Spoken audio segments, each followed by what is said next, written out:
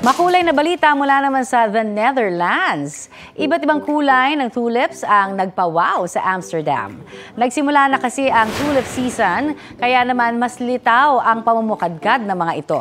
Kasabay po ng National Tulip Day roon, dinagsa ng mga residente at turista ang isang garden na puno ng tulips. May kulay puti, pula, purple, pink at yellow tulips doon na perfect sa kahit anong okasyon. Siyempre, kanya-kanyang selfie rin ang mga bumili ng tulips.